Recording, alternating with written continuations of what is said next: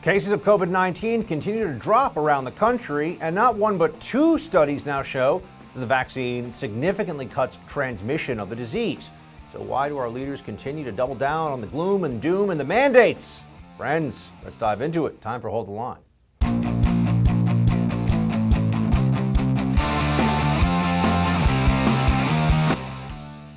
Welcome to Hold the Line. I'm Buck Sexton. So you've been seeing and hearing a lot as the Biden administration came into power here about how they're going to do all these incredible things to protect you from the virus. They're going to do a much better job than Trump. That's been the promise all along. What you haven't been hearing very much is what those things are in specifics. They promise that they're going to be better, but how are they going to be better? And yet we still hear the continuation of what was done in the past, the same kinds of mitigation, the same mask mandates and social distancing and various lockdowns coming and going across the country. How long will this go on for? That's our first question, right? When do we get to finally get away from this? When is enough enough? When do you get to go about your life without having to worry? Well, we've become a country where a lot of people, maybe even a majority of the American people, look to unelected bureaucrats in lab coats to tell them things like when it's safe for them to hug their own family members. This is not a minor thing. This isn't just something you should brush aside and say, well, you know, these are crazy times we're living in. No, this is the very authoritarianism that you should be concerned about. When it's okay, when there's guidance for how you interact with your immediate family members. Remember, the guidance always becomes a mandate in one form or another, or it's used as further justification for the continuation of the mandates.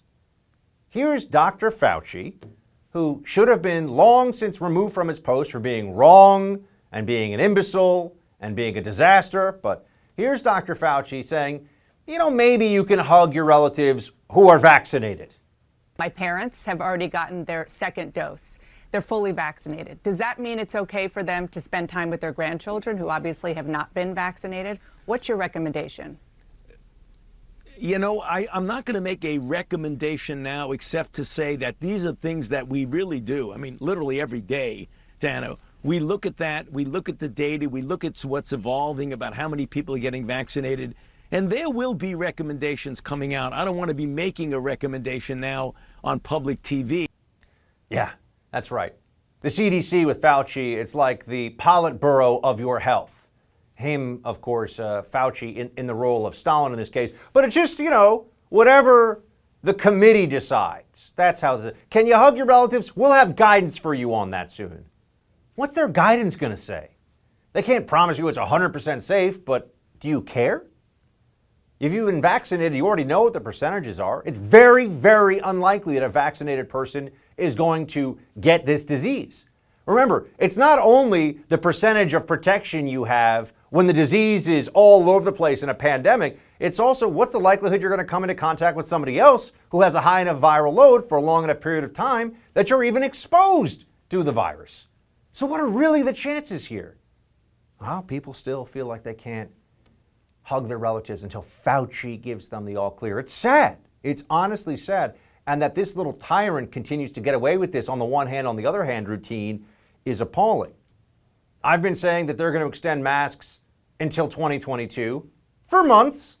In fact, a couple of weeks ago, Fauci said until the end of this year. I was pointing out, I believe even on this show, they're not going to say in wintertime. They're not going to say in December of 2021, you know what, now we're actually going to let you guys have some normalcy back.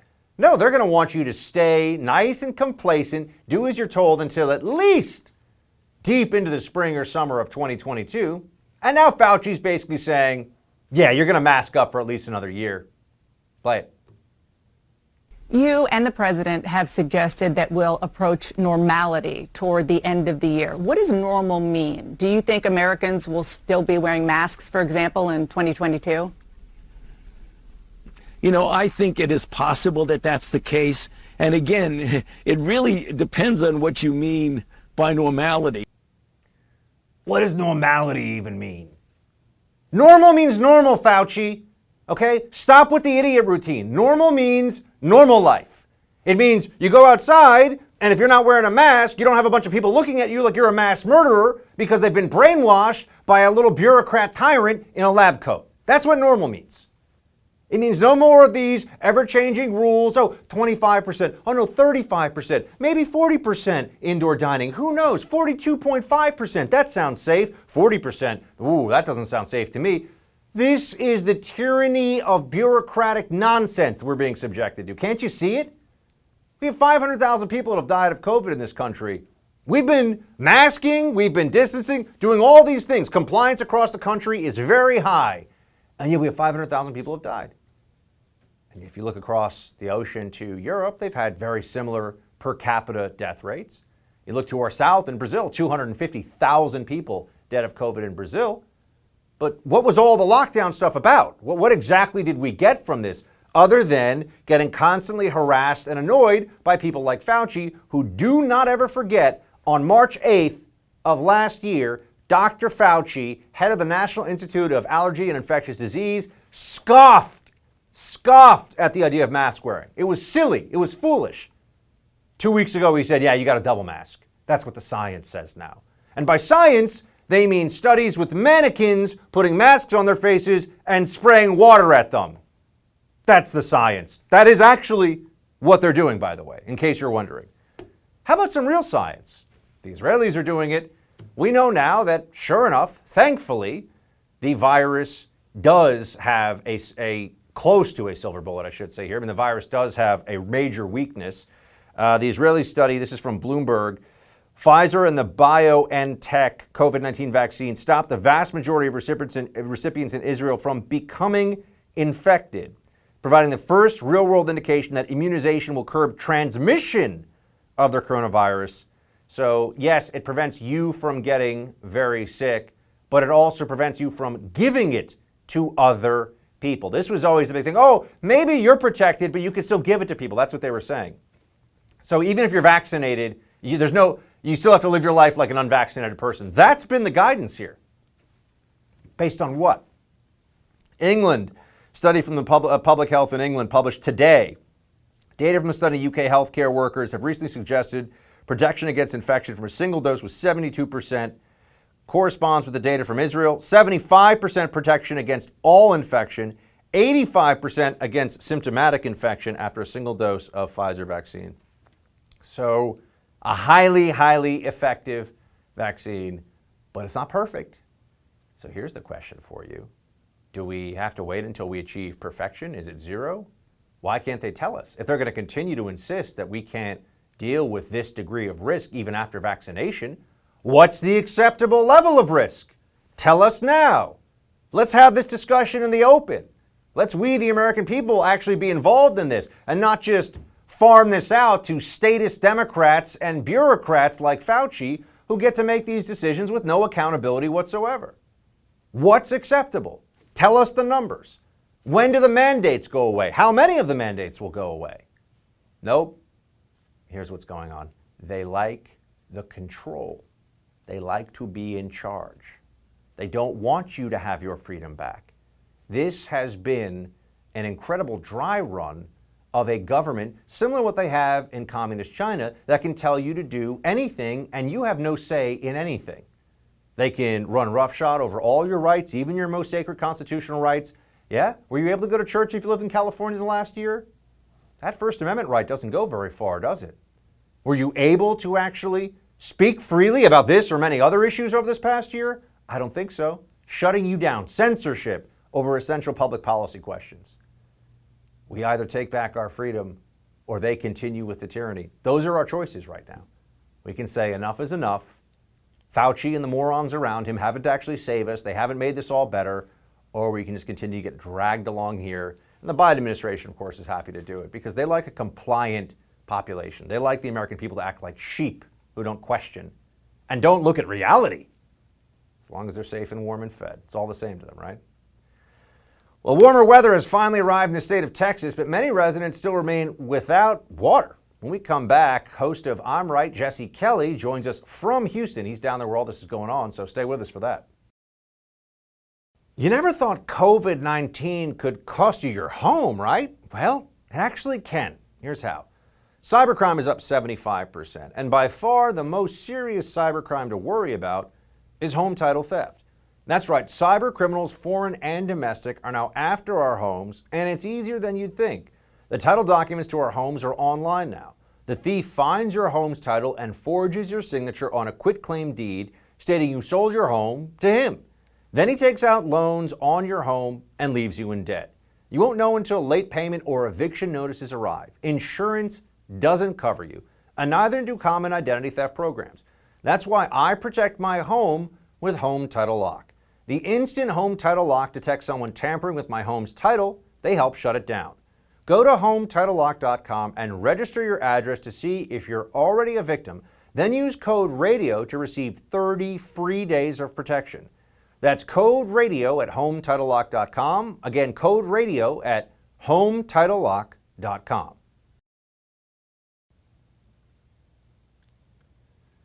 The clock is ticking for New York Governor Andrew Cuomo, as several legal experts are now saying that his nursing home scandal can lead to criminal charges, including a former Department of Justice official who in a recent Wall Street Journal op-ed said, quote, even if it cannot be proved that the Cuomo administration knowingly provided false information, New York's willful failure to provide information may itself constitute a criminal offense, particularly if the intent was to thwart a federal investigation, which, after all, is exactly what Ms. DeRosa reportedly said the administration of Andrew Cuomo did. Here to weigh in and tell us exactly what's going on here, New York City Council member Joe Borelli from Staten Island. Our friend Joe, good to see you. Thank you for having me, as always. So this is starting to heat up, man. We've been talking to you about this, but criminal charges possibly involved here? Explain to us how that could work. Yeah, it's not getting any better for Andrew Cuomo. And so we did have this incident where Melissa DeRosa basically admitted that they did not, and intentionally did not, provide evidence and data over to the feds who were investigating. And seemingly they were hoping for some sort of political leeway from their fellow Democrats in this closed-door meeting by saying, well, we didn't want the Trump Justice Department to get the goods on us. Unfortunately, whether you like the president at the time or not, whether it's Donald Trump or Joe Biden or Barack Obama, whoever, you don't get to willfully ignore a Department of Justice request for information. And when they open an investigation, that's exactly what they do. The defense that Donald Trump's a scary guy and might use it to politically, hassle Andrew Cuomo is not a valid defense. It's not a valid defense for Republicans right now under the Biden administration. You had in April 2020. Here's what Joe Biden said, and then we have Jen Psaki being asked about this later. But let's play this and have Joe react to it. And the answer is I don't fully know. We've been leaving it to the governors. Thank God the governors have been moving. Your governor in New York's done one hell of a job. I think he's sort of the gold standard. The gold standard, that was then. This is Jen Psaki now. When asked, Joe, about that, play it. Does President Biden still believe that Andrew Cuomo is the gold standard, represents the gold standard on leadership during this pandemic? Just a yes or no. Does he well, still consider John, him the president. Well, it doesn't always have to be a yes or no answer, John. I think the president. Yeah. And then she goes on to speak in circles for about 60 seconds. We don't want to put the audience through that, though, but wouldn't give the yes or no answer on that one, Joe. What do you make of it? That's sneaky Psaki. She doesn't want to say it again, but I mean, I don't think the president at all thinks that the governor is the gold standard anymore. Look, Andrew Cuomo went to Washington about 2 weeks ago thinking he was going to get the victory lap parade around the Rose Garden arm in arm with Joe Biden as the governor who saved, the COVID pandemic. And that didn't happen because I think even the president can see through the BS, as it's commonly called, to realize that there really is something to this nursing home scandal. I think Psaki was put in a really an unenviable situation right there. I mean, she could have just been honest and said the truth that no, Governor Cuomo is probably an awful human being whose policies led to the death of nursing home patients, but she wouldn't be doing that.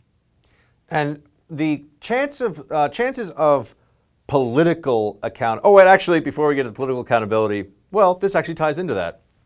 PolitiFact, which is a BS organization that I have been targeted by myself and despise thoroughly because they're hacks and they're liars pretending to be purveyors of fact and truth. Here's how the editor-in-chief of PolitiFact responded to the Cuomo scandal and whether it's fair to blame him for some of what happened in those nursing homes. Play. I think the situation in New York is really complicated. The heart of the matter goes back to last year when the state was asking nursing homes to take in patients, COVID patients, who were ready to be discharged from the hospital. We don't see hard evidence that that made a significant difference in COVID deaths. And the issue was employees, workers in the nursing homes who didn't realize they were bringing COVID-19 into the nursing homes. Almost like she's reading from the Cuomo talking points here, Joe. Can you react to this? This is the big media fact checker person they're going to on this one. Somehow sending thousands of senior citizens with COVID into nursing homes wasn't making things worse, she seems to think. Yeah, somehow she wants you to believe that the only population that could get COVID but that couldn't transmit COVID to their neighbors in nursing homes were nursing home patients who were returning from hospital stints. I mean, this defies logic and just common sense knowledge of COVID. I mean, COVID spreads through transmission through people to people. If you put people in nursing homes with COVID, more people will have them. Plus, how did those staff members that she's blaming for infecting people get COVID in the first place? Was it probably because they had to care for the people coming back into the nursing homes in general? Of course it is. But look, this is trying to basically make some sense out of an otherwise senseless situation when the governor could have just addressed the problem months ago, accepted some responsibility, and you wouldn't have, liberal hacks like her having to try to do word salads in their mouth to excuse the governor's behavior. It could have all been open. It could have all been transparent. The governor could have admitted a mistake, and we could have had a one-day story out of it and moved on, frankly. Joe, do you think there'll be some political accountability? What is Cuomo in his third term now? I mean, is there going to be a fourth? Are there enough Democrats that are turning on him on this issue that you think his political future might be in jeopardy, or is he just going to skate past this one? We're going to talk about a skating rink in a second, so good tease there. Yeah, I mean, I think there is no escape from a political consequence for Andrew Cuomo, whether it be censure, impeachment, or not running for re-election.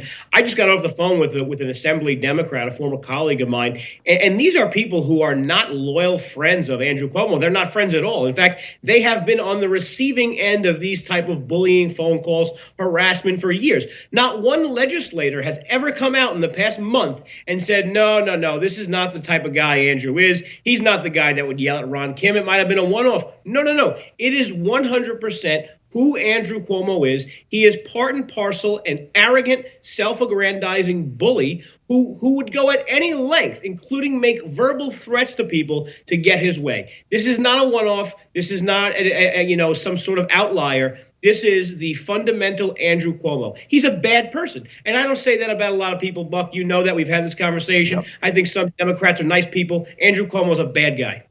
So before I let you go, the New York City's Wallman Rink and Lasker Rink were supposedly going to close, and this was meant to be some kind of a slap at Donald Trump because of the Trump organization having the concession, right, to be able to run these. But as of today, it seems Eric Trump has written, "Mr. Mayor, thank you for keeping Wallman and Lasker rinks open. You've just made countless New York City families, along with our 250 employees, incredibly happy. This is a bright moment for New York. We appreciate it. I look forward to saying thanks in person." Balls and strikes, man. Call him like we see him. Looks like the mayor backed off of the vindictive shut down the rinks thing. And look, it was always going to be vindictive. The contracts for these two rinks ended in April when the season ended anyway. So if the mayor didn't want to do business with them in the future, he could have done that. He tried to be vindictive, but unfortunately, he's just not as good at it as Andrew Cuomo. Andrew Cuomo would not let these mistakes happen. But he tried to be vindictive. The public called him out. The public doesn't want people to lose their job. The public doesn't want kids to not be able to go skating, no matter how much they might not like Donald Trump. And it was all a silly exercise in de Blasio futility. Joe Borelli, everybody. Joe, as always, thanks for keeping it real, man. Good to see you. Thanks, Buck. We got quick hits coming up next. But before the break, I want to thank you for watching The First and supporting free speech in the process. Now, I'm not sure how you're watching us right now, but if you haven't downloaded the First TV app yet, you need to do it right now. You can watch Hold the Line live or on demand anytime, anywhere on your phone, tablet, smart TV, you name it. Just go to your favorite app store and search The First TV. It's absolutely free, so you got no excuse Plus, it's not just my show, okay? You're going to get Bill O'Reilly, Jesse Kelly, Dana Lash, and Mike Slater. So don't wait. Download the First TV app right now.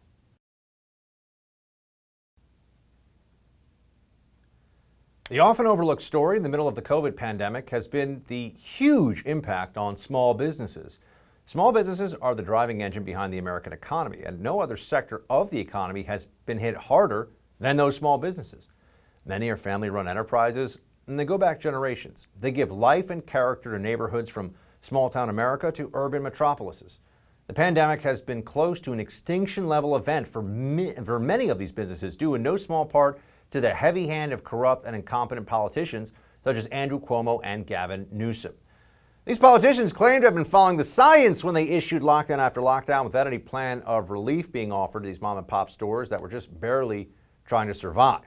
Let's examine the decline and damage done to the lifeblood of our economy on today's Buck Brief.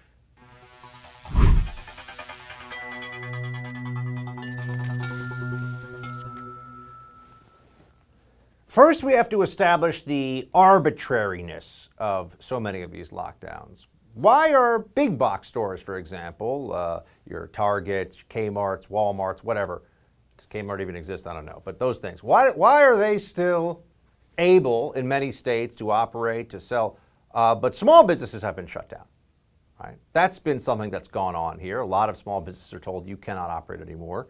And when they are able to operate, in particular this is true of independently owned restaurants, there are these just rules that they come up with. And what are the rules rooted in? They say science, but here in New York, Governor Cuomo says New York City restaurants can move from 25% to 35% capacity. Oh, okay. Why not just have it, 37% capacity? Why not 40? Because, of course, as you understand, they're making it up as they go along. People like Governor Cuomo have taken emergency powers into their hands, and they're effectively a government unto themselves. They can say you have to shut down your business. They can say your business can only open until certain hours, certain number of people. They can tell you anything they want, what you can serve, what you can do. Yeah, not a lot of rights, not a lot of actual individual freedom or autonomy in any of this, is there? But small businesses have been bearing the brunt of the lockdown insanity the whole time. Small business employment, of course, is in really rough shape. The virus is having significant impact. This is a chart from Apollo. You can sort of see it's really been hit hard. The Small Business Jobs Index shows you that there's been a tremendous amount of volatility, and this is just job losses. I mean, this is people who are losing their jobs who work in small business. And you're not seeing a lot of them on news reports, are you? You're not seeing a lot of talk about this. Just like you're also not seeing that we set an all-time record for drug overdoses in this country last year, may even be up by 30% from the year before, which means we're talking about tens of thousands of people who died of drug overdoses in excess of what they did the year before in America. And these are the costs of these lockdowns that we're told by the Fauciites are going to save us all. Business longevity, another major problem that America's small businesses have to deal with here. 34% expect to last less than a month under lockdown conditions. So there is an urgency here. There is a need to get these businesses open because unlike some of their larger national chain competitors, they don't have the ability to continue on at diminished capacity or at no capacity, depending on the severity of the lockdown. And to that end, their cash reserves are also very small. We can show you here at a chart, small business cash reserves, 12 months or more, 13%, 1 month or more, 15%. A big chunk of businesses have either 1 to 2 or 3 to 6 months. I mean, that's more than half are lasting somewhere in the 1 to 6 month range. But 15% of businesses have a month or less of cash on hand. Small businesses have a month or less of cash on hand to keep going. So does that get taken into account? We're told by Fauci and others, we need to continue with these lockdowns. We need to continue with this mitigation regime long into not just this year, maybe even the next year.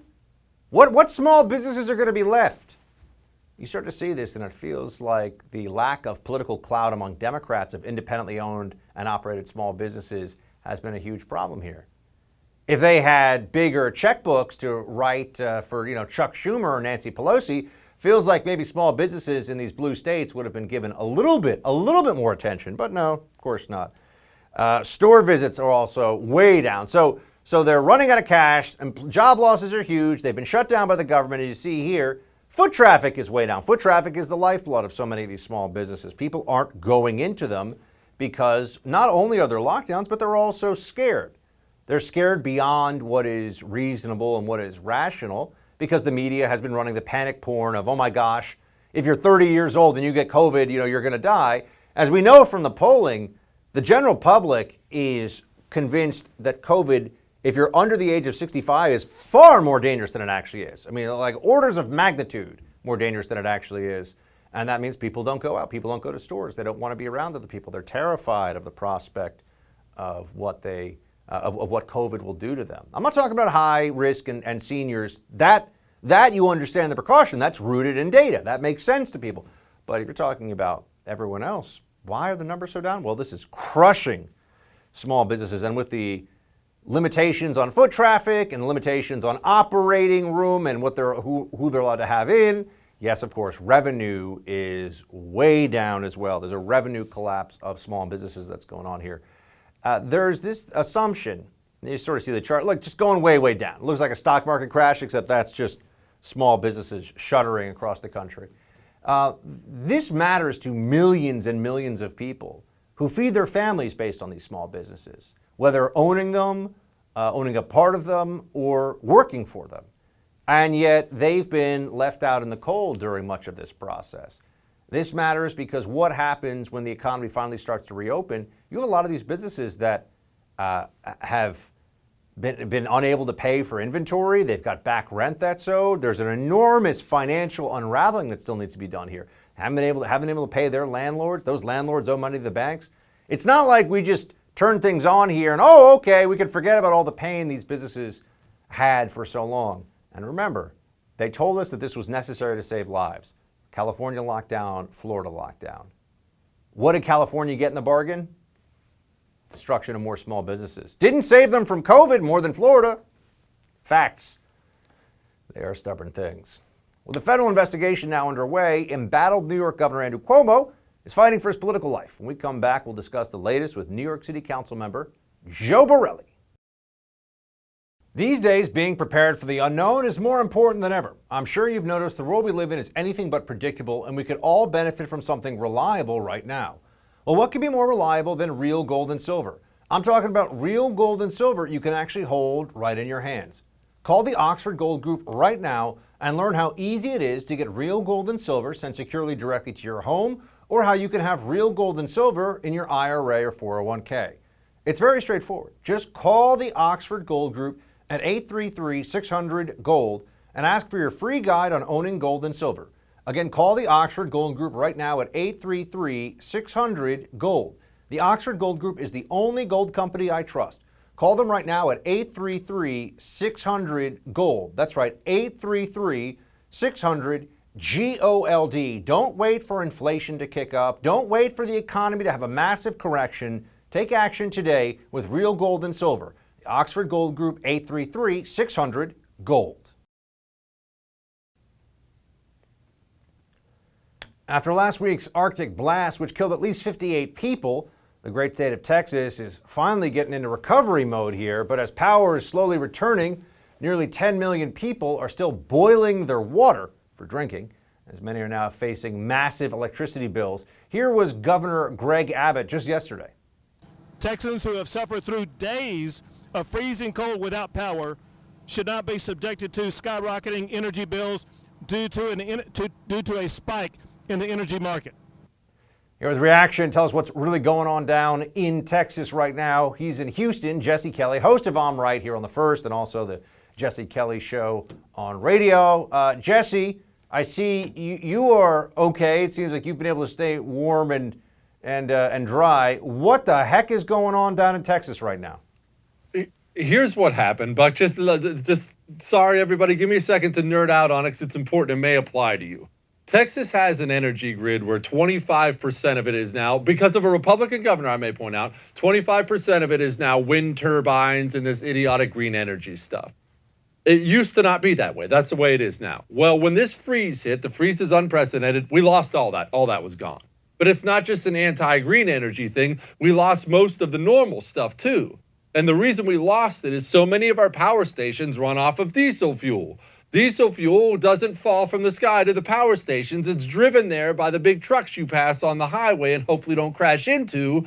The roads ice so much the trucks couldn't resupply the power stations. The power stations then couldn't supply power to enough people. They had to ration it off. They had to cut it off. Well, something people don't think about, everyone just got an education on it here. Power stations supply power to a lot of things, including water treatment plants. And if your water treatment plant starts blowing pipes, starts losing power so they can't filter out the water that's coming out of your faucet, you are now in very serious trouble, or can be. On top of the people who froze to death, we just had pipes blowing up all over the place. I had one blow up in my house. It's not a big deal. It's a minor thing, but it's such a big deal. If you walk in one of the big box hardware stores looking for certain plumbing supplies, the entire state of Texas is sold out. It is a very big deal. They neglected the power grid here for a long time, and Texans are paying for it. What are the levels, the layers of preparation failure here, and who's responsible? I mean, what could have been done here? Because it seemed like in the early days, the electrical grid organization there. I know you guys aren't federal, unlike other states, right? Texas has its own power grid set up doesn't have federal oversight. They were saying essentially, hey, look, freak storm, what can you do? Well, now it seems like no, it's more than just it got really cold, there was a freak storm. This could have been and should have been a lot better. Where were the points of failure in preparation, and who's responsible for them? It's true and it's not true, Buck. And you're right. As I'm sure all your viewers know, there's 3 grids in America. There's East, there's West, and there's Texas. They have their own. So, look, as much as I love to beat up commies, everybody knows that this really is a Texas problem. Part of it is, hey, this never happens. Nobody could have seen it coming, and that's true. And part of it is it's Texas's problem. I actually had a power grid expert on my show this morning, on my radio show, and he was just laying out for me. He said, hey, look, the Texas state legislature, which by the grace of God, they only meet every 2 years here. That's why the state's been able to stay red. They have had this issue brought up to them several times. Hey, your power grid is ripe for failure if there's something like a big freeze or a cyber attack, and that's going to have far-reaching consequences. But you can't talk a politician into taking proactive action on anything. And so Texas always just kind of blew it off. I'm sure it'll be fine. I'm sure it'll be fine. And now you have people freezing to death in their homes, and it's not fine anymore. But look, there's also something to that this never happens type thing. And this never happens here ever. I mean, if the Yukon up in Canada, if the Yukon all of a sudden got to be 120 degrees tomorrow, the people living up there would be dropping dead from heat stroke. You can't criticize the government of the Yukon, whatever that is. That's just freak things happen. Freak things of nature happen. They do. How's it now for the recovery phase? How's that coming along? And also, I'm a little surprised the federal government doesn't. Is it just because Texans don't want to look to the federal government for stuff, so they don't blame the federal government? Because I can assure anybody watching, if Donald Trump was president, this situation in Texas would be reported on night after night on CNN as Donald Trump's failed power grid, and he doesn't care about people freezing to death in their own homes. But that's not happening right now, is it? Well, Buck, let's be honest. You know all these people who work in the national media. I know all these people. How many of them are really upset that some Texans froze to death and that Texas was miserable for a few days? The national media, they're all communists like the rest of these scumbags, and they all look at Texas as the one reason they don't have every single government seat of power in the country, and they're not necessarily wrong there. They hate this place. They saw Texas getting wiped out and thought to themselves, shouldn't have been Republican, I guess. That's what all of them thought. And that's part of it. And the other part is Texas isn't looking to the federal government for help. And honestly, look, there are obviously some failures to go around. This is a Texas problem and a Texas GOP problem, a big-time GOP problem. So this is one that actually is within our own side, Jesse. I appreciate you being honest about it. How long before things... Oh, wait, well, one question I didn't get to before I wanted to ask you. What's this about like $15,000 power bills that people are getting for electricity? How does that, was that a real thing that's happened? That is a very real thing that happened. Some guy got a $17,000. I personally know a guy who got a $7,000 or $8,000. I forget what he told me on the phone the other day. That's something that's actually happening. People, it's not the same in all your states. In Texas, You shop for your own power. Different power companies, they compete for your business, which is great, but there are risks when it comes to that. When you're shopping for power, you can get tied into the sexy rate where they'll sign you up to a contract for 1 or 2 years, buy power from us at this super low rate, but you better read the fine print. It's subject to change. Or you can sign on to the fixed ones, which are always more expensive. That's the way the market works. You buy your own power. You choose your power company here. And if you made that choice, well, and a cataclysmic event happens that you're not expecting, you're in a lot of trouble. And there are a lot of people in a lot of trouble. And honestly, it sucks because a lot of these people are not able to withstand something like that. How many people in the country could take a $7,000 power bill? I can't take that.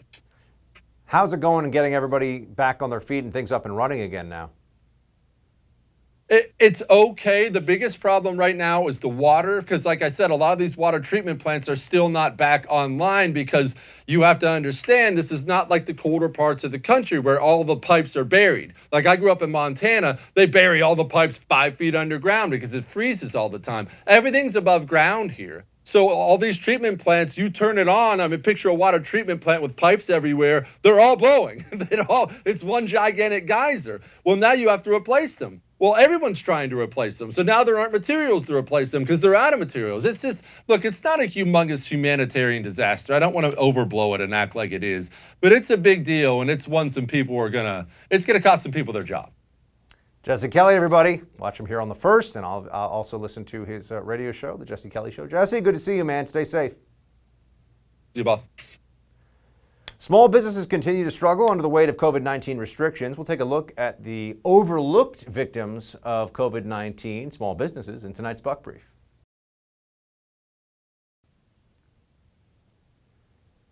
Dr. Fauci plays defense for the teachers' unions again. And America returns to the Paris Climate Agreement. Mais oui, bien sûr. Those stories are coming up right now in quick hits. Let's get right to it. The Fauci. Dr. Fauci. You know, I mean, obviously, if it's a very difficult situation to get an absolute definitive answer. What the CDC has tried to do is look at the risks that you have and try, if you follow the CDC guidelines, to get the children back in school, at least with hybrid, and maybe even when you actually have an increased spacing with them, that you can get it in what's called a decreased capacity. Just say open the schools, man. Just say it. Stop with the games about, well, you know, the this and the that and the capacity and the other thing and the other thing. There have been schools open all year. They are fine. They are not nodes of major transmission. There are not a lot of hospitalizations. There are certainly very, very, very few hospitalizations and deaths of children across the entire nation, with millions and millions of children who are already in-person learning. Open the schools. But you're seeing this has been so politicized. The Democrats pretend that it was all about the science, but no, it's really about the teachers' unions. That's what's happening here. It's about the teachers' unions. They don't want to go back. And if they go back, they want all kinds of goodies. They want the taxpayer to have to bust out the checkbook and write huge checks for the right to have our children that we're paying taxes to pay the salaries of these people, but to have children back in schools and actually get taught. They're holding them hostage. That's what's going on here. So we should all be very clear about this. And Fauci could be very clear on this, but he doesn't want to be, you see. He knows where his bread is buttered. He doesn't want to upset the teachers' unions. He's not going to be on the cover of magazines, and he's not going to be the late night talk show host darling. If he gets the teachers' unions angry, because you get the teachers' unions angry, you get the Democrat politicians angry, you get the Democrat politicians angry, all their buddies in the media got to back them up. That's how this goes. That's how this game is actually played, unfortunately. The Paris Climate Agreement is going to save the world. That's what they tell you, right? It's going to make everything so much better. We're going to stop climate change because of this agreement that if anybody actually who's advocating for it took the time to read, they would see that it is all self-regulated. It's all self-enforced. So, over the course of 10 years, how much CO2 does our country put out? Oh, sorry, more than we intended. We're really, really sorry. Nothing happens to us now. That's the situation. That's actually what's going on here, but they won't say that to you. They'll pretend that it's going to save the world. Here is Biden, who knows a lot about climate, talking about it. And as of today, the United States is officially, once again, a party to the Paris Agreement, which we helped put together. On Earth Day, I will host a Leaders Summit to help drive a more ambitious actions among the top emitters, including domestic climate action here in the United States. I am grateful. I'm grateful for Europe's continued leadership on climate issues over the last 4 years. Together, we need to invest in the technological innovations that are going to power our clean energy futures and enable us to build clean energy solutions to global markets.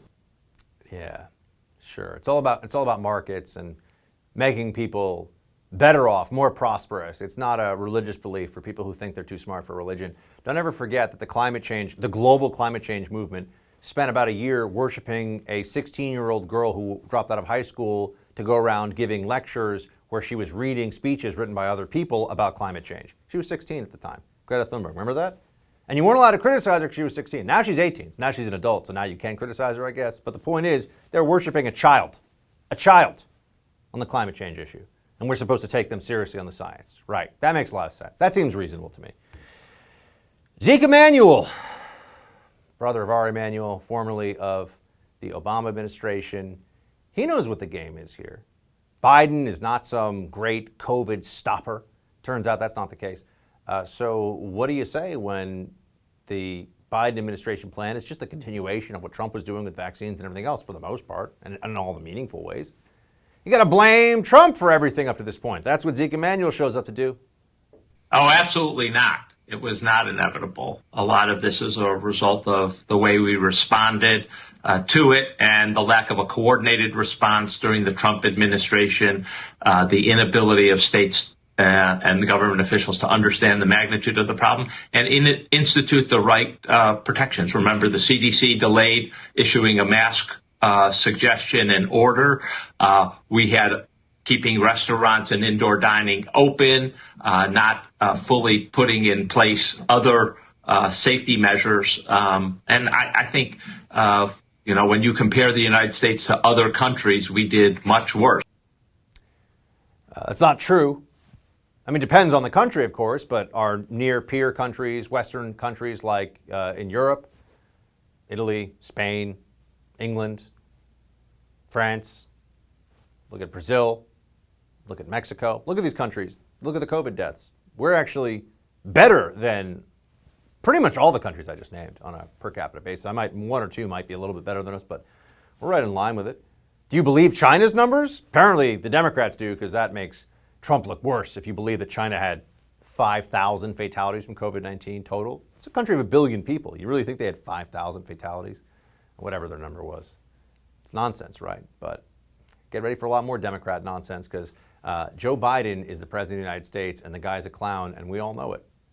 Even they know it, but they're trying to hide it. It's not going to work. It's not going to last. That's it for Hold the Line. The No Spin News with Bill O'Reilly is up next. Shields high.